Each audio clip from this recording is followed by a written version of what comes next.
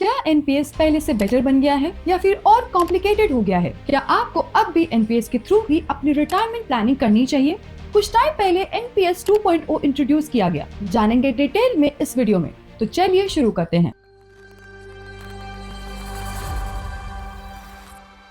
NPS में सबसे बड़ा चेंज जो इंट्रोड्यूस हुआ है वो है मल्टीपल स्कीम फ्रेमवर्क। पहले एनपीएस की लिमिटेशन ये थी कि आप एक टाइम में सिर्फ एक ही स्कीम के थ्रू अपनी रिटायरमेंट प्लानिंग कर पाते थे। अगर वो स्कीम अच्छी परफॉर्म नहीं करती थी तो स्विच करना पॉसिबल था, पर वो भी लिमिटेड तरीके से। म्यूचुअल फंड्स की तरह आप एक ही टाइम में मल्टीपल स्कीम्स में डाइवर्सिफाई नहीं कर पाते थे। अब ये रिस्ट्रिक्शन हटा दी गई है, यानी अब एनपीएस में भी आप अलग अलग स्कीम्स में इन्वेस्ट करके अपना रिस्क स्प्रेड कर सकते हो। एक ही स्कीम पे पूरा डिपेंड रहना जरूरी नहीं है। दूसरा मेजर अपडेट ये है कि अगर आपके रिस्क टेकिंग कैपेसिटी हाई है तो अब आपको 100% इक्विटी एक्सपोजर का ऑप्शन अवेलेबल होगा। पहले ये लिमिट 75% पर कैप थी।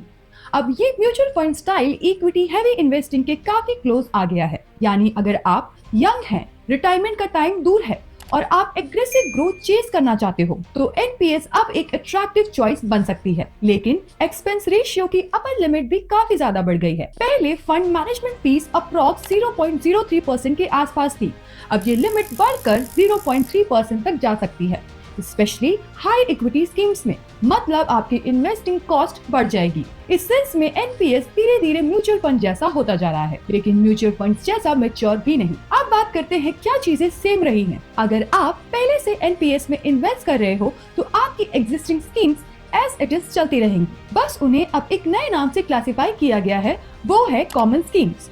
ये पुराने रूल्स के हिसाब से ही ऑपरेट करती रहेंगी, साथ ही न्यू फ्रेमवर्क के अंडर नई स्कीम्स भी इंट्रोड्यूस होंगी। एनपीएस अब दो अलग फ्रेमवर्क्स में ऑपरेट करेगा। कॉमन स्कीम्स वही पुराने रूल्स फॉलो करती रहेंगी, जिसमें विड्रॉल और इक्विटी एक्सपोजर पर रिस्ट्रिक्शंस पहले जैसे ही रहेंगे। वहीं मल्टीपल स्कीम फ्रेमवर्क में नई स्कीम्स आएंगी जिसमें इन्वेस्टर को ज्यादा फ्लेक्सिबिलिटी मिलेगी, जैसे 100% इक्विटी एलोकेशन और अलग अलग स्कीम्स में डाइवर्सिफिकेशन। सिंपल वर्ड्स में ओल्ड एनपीएस मतलब discipline plus limited choices, new NPS मतलब फ्लेक्सिबिलिटी प्लस हायर रिस्क या कॉस्ट। टैक्सेशन में कोई बदलाव नहीं हुआ, 60% विड्रॉल प्लस 40% कंपल्सरी एनुइटी का रूल भी वैसे का वैसा ही है। आगे चल के एक और प्रपोजल डिस्कशन में है कि रिटायरमेंट के समय आप 60% की जगह 80% तक कॉर्पस विड्रॉ कर पाओ और सिर्फ बाकी 20% का एनुइटी प्लान मैंडेटरी हो। गवर्नमेंट को शायद इस बारे में सोचना चाहिए, क्योंकि लोग एक साथ बड़ा पैसा निकालकर गलत जगह यूज कर सकते हैं। फ्रॉड का चांस बढ़ सकता है, फैमिली प्रेशर हो सकता है और रिटायरमेंट के बाद रेगुलर इनकम यानी पेंशन बहुत कम हो सकती है। पार्शियल विड्रॉल्स को भी रिलैक्स करने की बात हो रही है, जिससे डिसिप्लिन और कम हो जाएगा, जो लॉन्ग टर्म रिटायरमेंट प्लानिंग के लिए थोड़ा रिस्की है।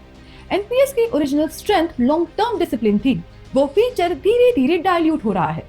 तो ओवरऑल ओपिनियन क्या है? Higher equity allocation young investors के लिए positive, multiple scheme choice, competition and flexibility के लिए गुड, एक्सपेंस रेशियो का इतना बढ़ जाना major negative, withdrawal rules relax होना लॉन्ग टर्म रिटायरमेंट सेफ्टी को डैमेज करेगा।